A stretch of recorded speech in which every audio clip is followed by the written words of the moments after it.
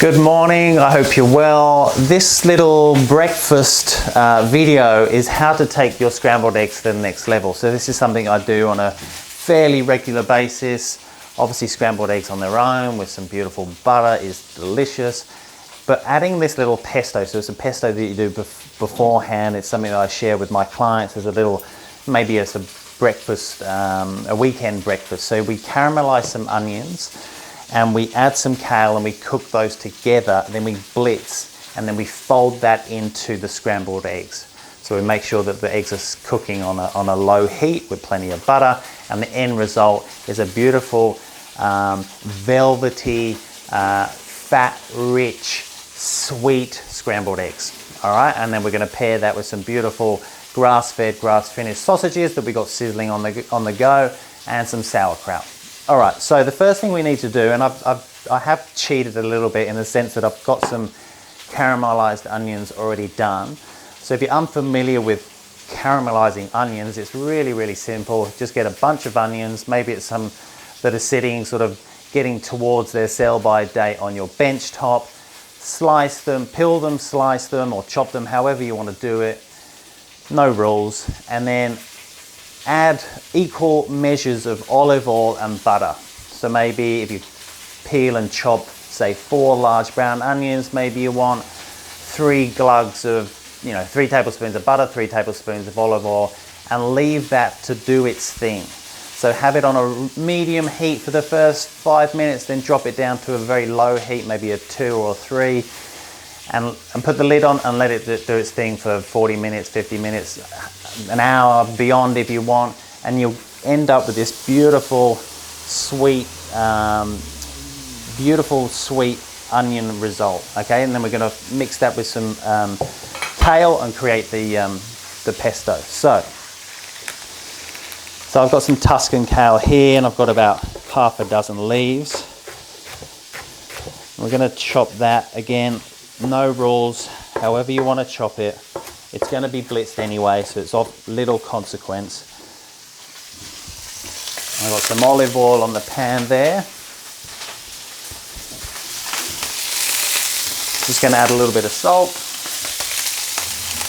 We've got some sausages sizzling there. 5 minutes from being done. They're from the Good Farm, so using a couple of ingredients from the Good Farm, actually about 3 ingredients from the Good Farm. So we've got some grass-fed, grass-finished regen beef in the sausages. We've got some beautiful pastured, free-range regen eggs. And then we're using the caramelized onions. So as well as the regen meat box, you can get a raft of sort of condiments, caramelized onions being one of them. All right, so we want to spend a couple of minutes cooking off the kale. You can use the other kale if you want, the curly kale. Both will yield the same. And with cruciferous veggies, just like spinach, I'm sure you've wilted spinach maybe for your breakfast before. Use more raw material than you think you need because it wilts down to not much at all. Okay, to that I'm going to add the caramelized onions. The caramelized onions, of course, are cooked. We just want to bring them up to temperature.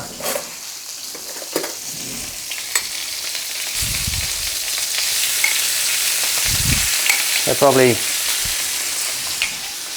3 or 4 tablespoons of that. Give that a bit of a mix.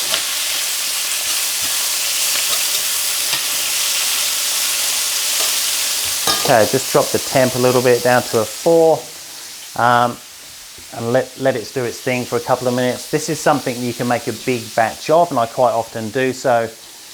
Heaps of kale to begin with, wilt that down, 10 minutes in the pan on a reasonably low heat. Same with the onions, do it ahead of a time.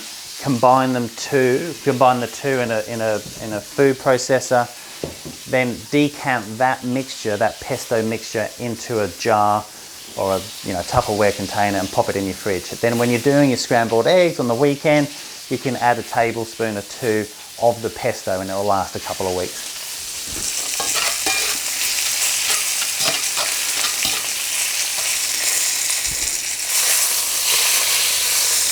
Okay, I'm gonna knock those sausages off and get myself a little bar mix. And look, if I had more time, I might want to cook that kale, you know, another couple of minutes, but for the sake of this video,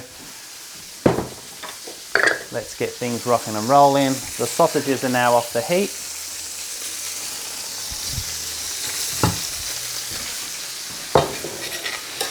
Hopefully you can see that real sort of marriage of the caramelized onions and the beautiful freshness of the kale. So throw that into a little food processor.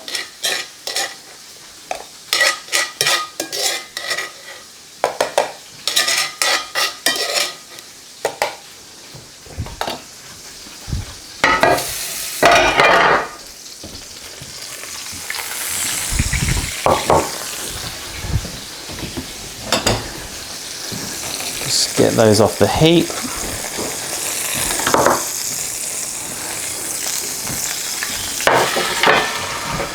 Okay, so give these a little blitz. Plug it in, Scott.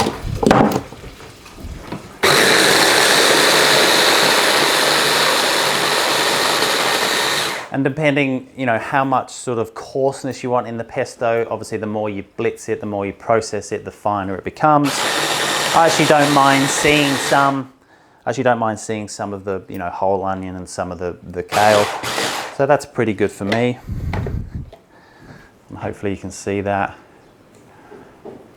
So you can still certainly see, you know, whole parts of the onion, whole parts of the kale, so it's not unrecognizable, which I kind of like. It's a bit more rustic. Obviously if we kept going, it would be a bit more refined. Right, so now for the eggs. So there's a bit of a, you know, I think a bit of a science, if you like, to cooking eggs. And you might argue that, but I think if we want to try and avoid rubbery eggs and get the best experience, eggs do respond to heat, okay? So in terms of its edible experience, we want to keep that heat well managed, i.e. more low to medium, but also in terms of its nutrient density. If we expose egg to a high heat, then we diminish its nutrient density. So got a nice thick cast iron pan there. It's on a 7, which is fairly high. I'm going to add some butter, some grass-fed butter. And a fairly generous, you know, maybe a decent tablespoon. And crack 3 eggs.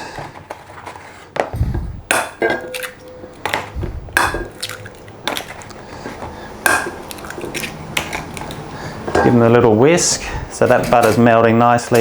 Obviously with a cast iron pan, if it's a decent cast iron pan, it's going to take longer to come up to heat, so that's something to bear in mind. So it's on a 7, but I'm not going to cook the eggs to 7. So I'm just getting the base of that nice and hot, melting the butter. Once the butter's melted, it's a telltale sign for me to put the eggs in and drop the temp.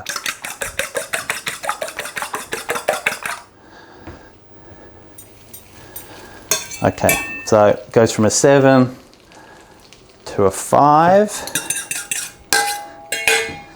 So obviously there's a greater room for error if the temp's lower.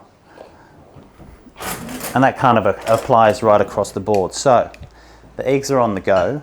I'm going to take maybe a really generous tablespoon and plonk that in the middle.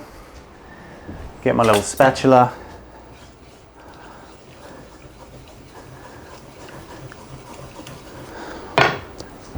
Bit of seasoning. Obviously there's salt in the butter, so we don't want to go overkill. Bit of ground pepper.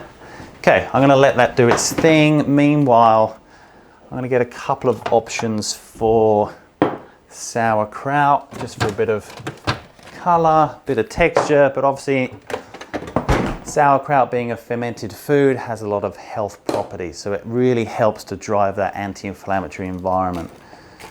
So as a guiding principle, maybe 2 to 5 serves of fermented food, like sauerkraut, kimchi, things of that nature, a day. Okay, so they did great studies comparing fermented foods versus high fiber diets, and the high fermented food outperformed the high fiber diet. So 2 to 5 serves, 2 to 5 tablespoons of fermented foods a day really helps to positively affect your gut environment.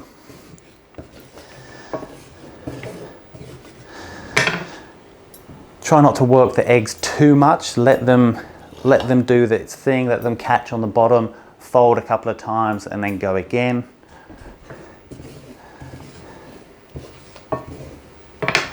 Okay, we get a nice plate.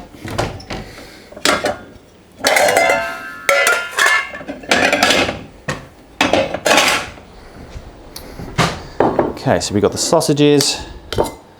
Real sort of good farm, hearty breakfast going on. Couple of serves of sauerkraut. We've got some different varieties here, again just for a bit of colour as well as the health properties.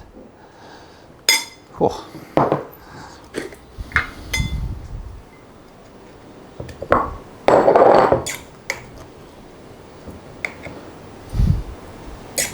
This is actually my wife's breakfast this morning. She's lurking around in the background.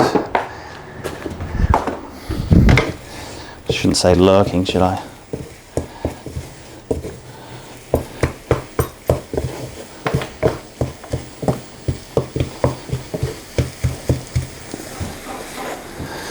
And remember, just like whether you're cooking a protein, be it a chicken or fish, there's still a cook that will happen once you remove it from the heat, and certainly once you remove it from the pan. So bring it out when it's just off how you like it, which is obviously your preference, your choice. But there we have it. A real good farm, hearty, flavorful, healthy breakfast. We've got some grass-fed, grass-finished sausages. We've got some pasture-raised they're both regen eggs, and a beautiful pesto made from sauteed kale and a caramelised onion, and then some sauerkraut. Super easy and super delicious.